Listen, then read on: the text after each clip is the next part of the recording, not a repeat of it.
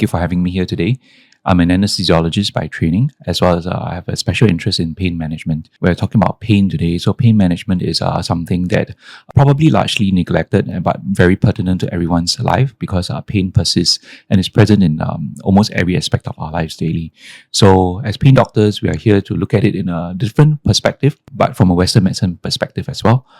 This is just to ensure that every patient has someone to journey with them, because some of these pain conditions can be very difficult to treat, difficult to diagnose, and difficult to manage. What do you use in pain management, and who is it generally targeted at? That's a very good question. I generally categorize this in three broad categories. The first is medication. Second is physical therapy, such as physiotherapy, twin massage, etc. And then intervention, which is done by pain doctors. There's also the fourth, which is surgery, which I will discuss with the patient. Usually these patients may not want surgery or may not be fit for surgery. Some of them have conditions that may not be amenable to surgery as well. Let's talk about pain medication. What are the side effects from the use of these pain medications? That's a question that most of my patients ask me as well, because in the Asian society, a lot of medication avoidance behavior is present, and that's very reasonable because everyone's afraid of side effects. Everyone's afraid of being addicted or being dependent on medication. Now, in my practice, we do prescribe opioids, but for a limited number of reasons, and we do not freely prescribe them in my practice. So definitely a discussion of the side effects of medication and the benefits needs to be discussed with the patients before we give anything. And this is what I do with all my patients. So if you want to talk about anti-inflammatory classes like Arcoxia, we'll talk about gastric side effects, if there are any cardiovascular as well as kidney side effects, because these are very pertinent and important in the anti-inflammatory class. With regards to opioids, generally I will reserve for the cancer and palliative group of patients. If the patient is young and healthy like you, I will briefly mention that this is a group of medication that I will not touch and I will not give you. So these opioids, how do you give them these medicines? Starting is very easy because opioids are very strong and very effective. Usually I will start at low doses. But before that, I will have to tell the patient and have a meaningful discussion with them as to what the end point is, because we do not want to escalate the dose unnecessarily with no end in sight.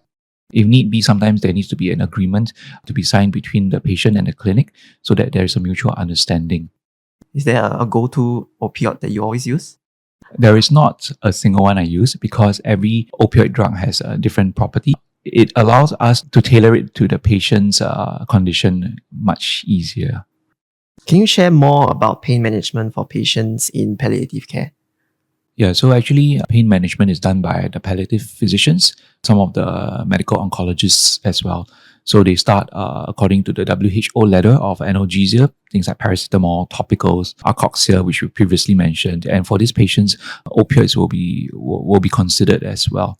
So sometimes if the primary team needs me to come on board, I am also happy to advise them on when to start these medications. And then finally, I think the thing that I value add to the team is the role of interventional pain management. So for example, some of these patients require certain catheters to be put in the spinal cord to relieve pain in a more effective manner. I'm there to talk to the patients about it.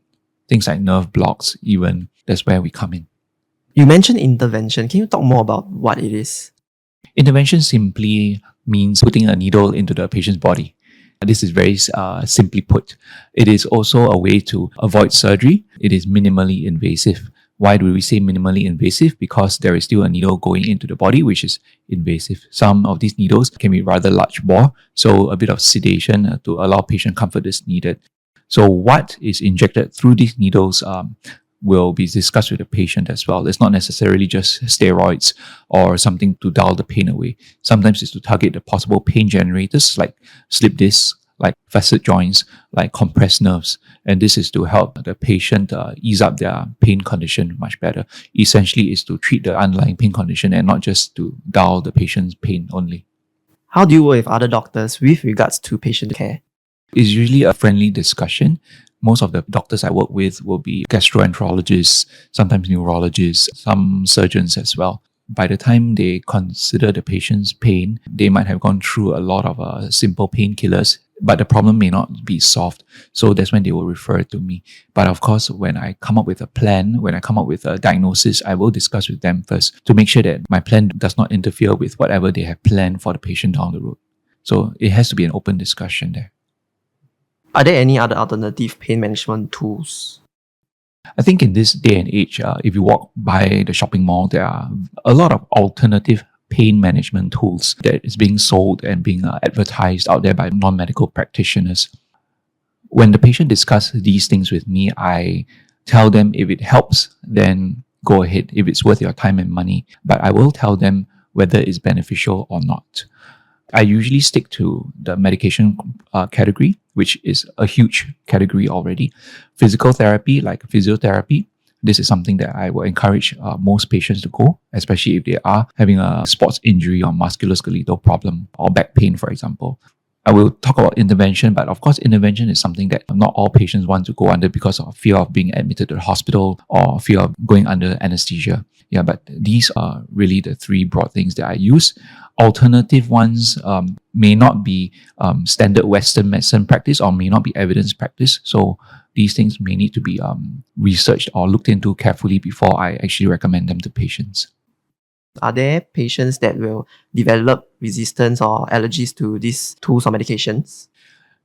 That's a very good question because most of these patients, by the time they come to me, right, they will have most allergies detected because they would have gone through the family doctor, they would have gone through various specialties, tried many drugs before they come to me. This is usually the case.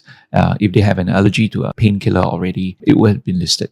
But of course, yes, you are right. Some of these things may develop, especially if it's a new patient, and then we just have to deal with it in a step-by-step fashion.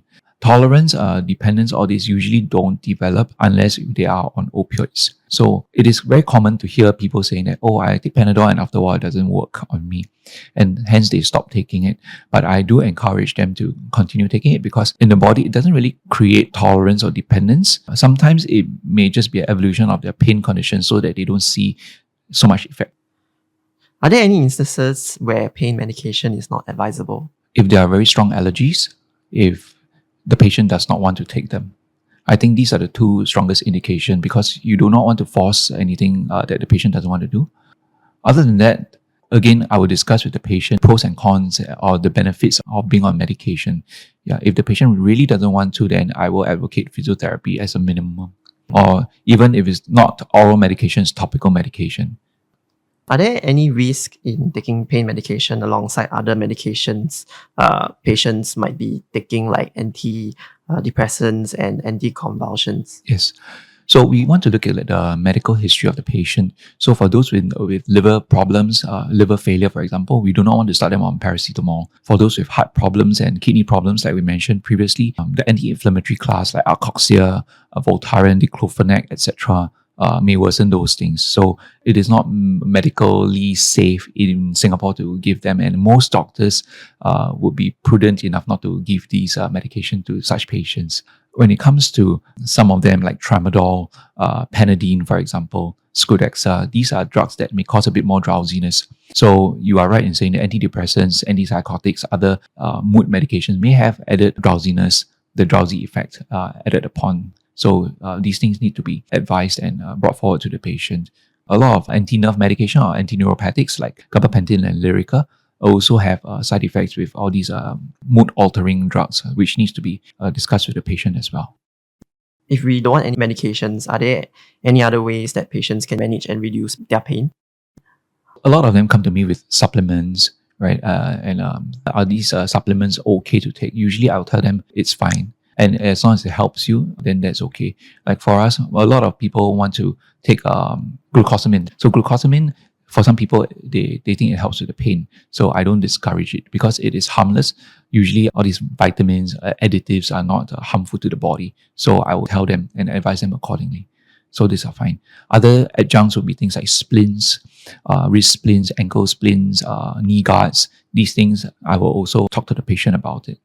Alright, before we end this whole session, can you tell us what is a normal day like as an anesthesiologist? I generally put people to sleep. We monitor the safety of the patient going through every surgery. We stay by their side. I feel that it's also our role to help them ease through the anxiety pre-surgery and address some of the concerns they might have or their family might have.